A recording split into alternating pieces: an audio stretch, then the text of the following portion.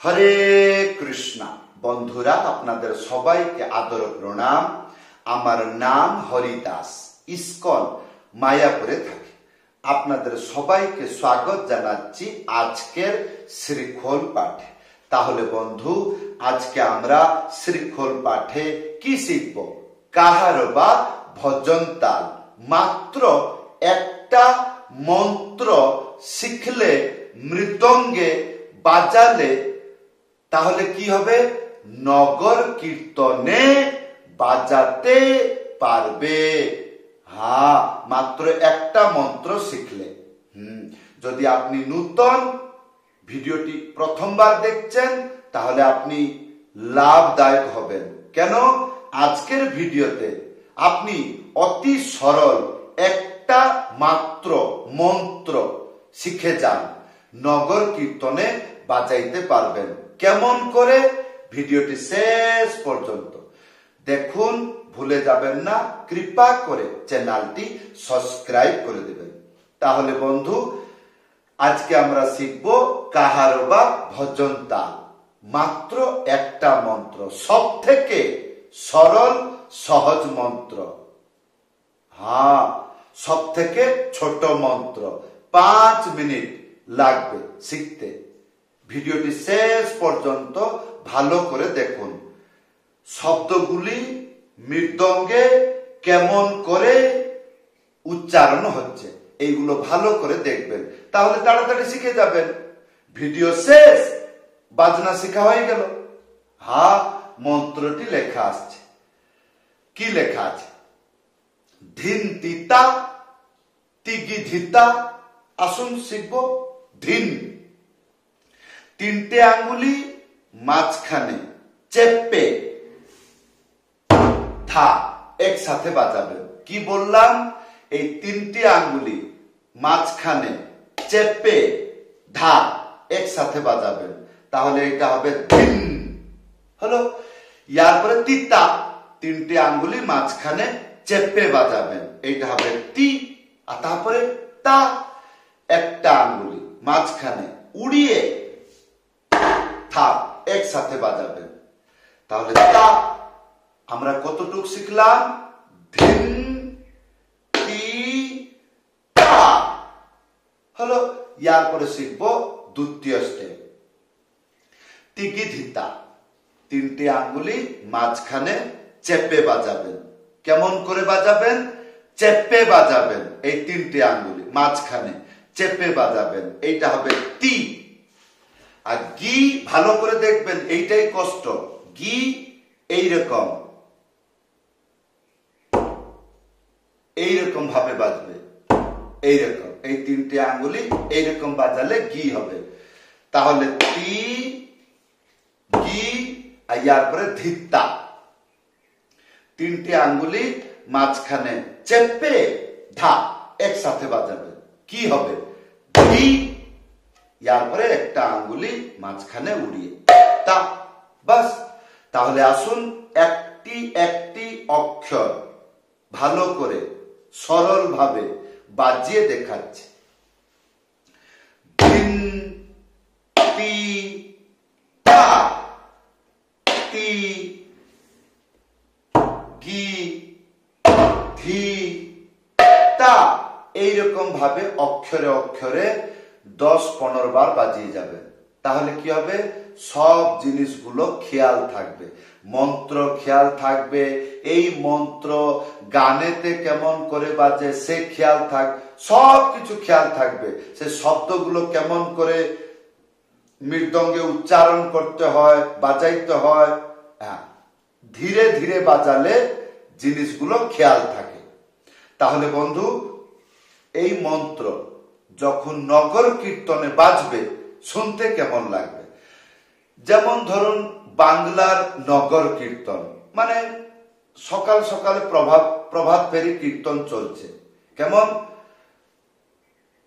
শ্রী কৃষ্ণ চৈতন্য প্রভু নিত্যানন্দ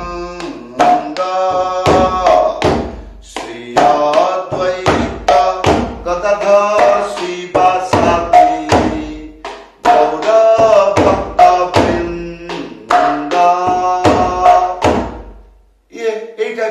বাংলায় নগর কীর্তন হয়। নগর কীর্তন মানে কি?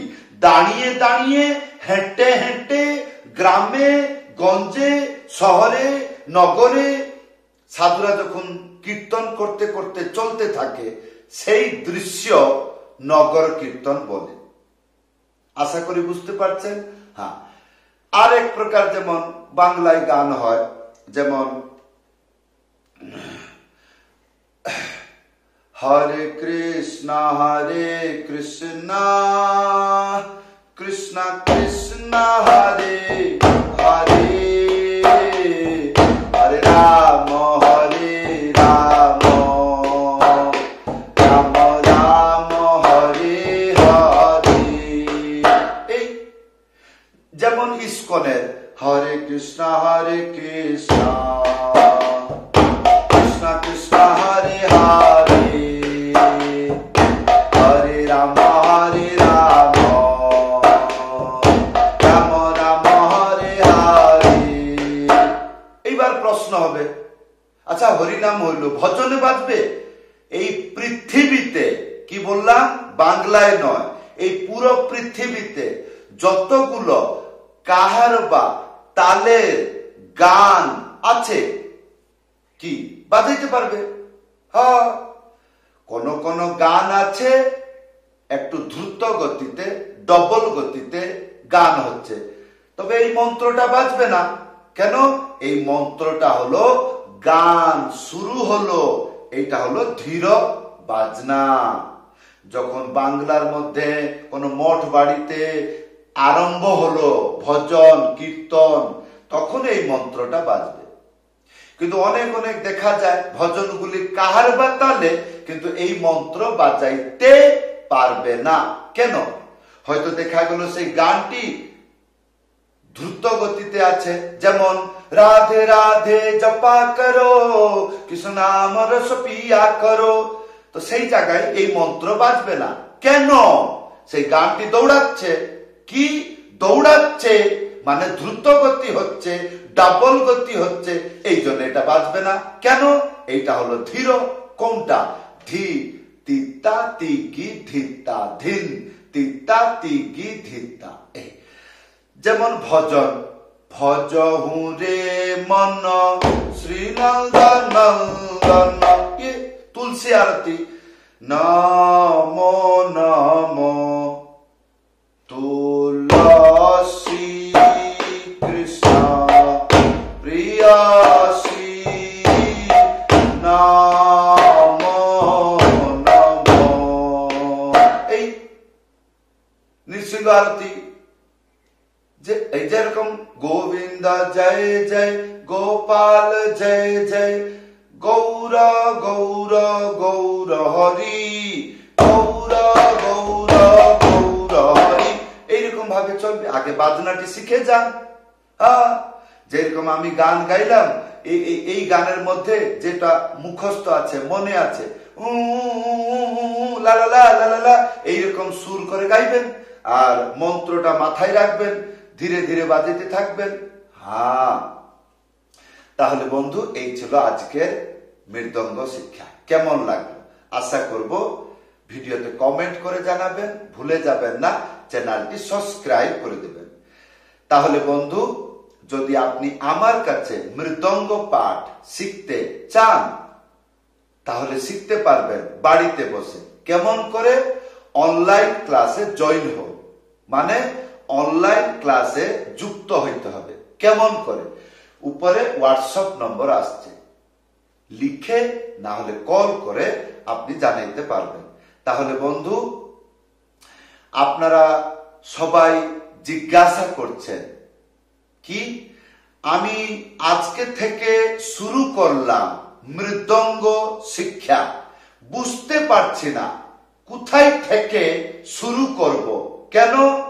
আপনার চ্যানেলতে 700 মানে 700 ভিডিও দেওয়া হয়েছে ইউটিউবে।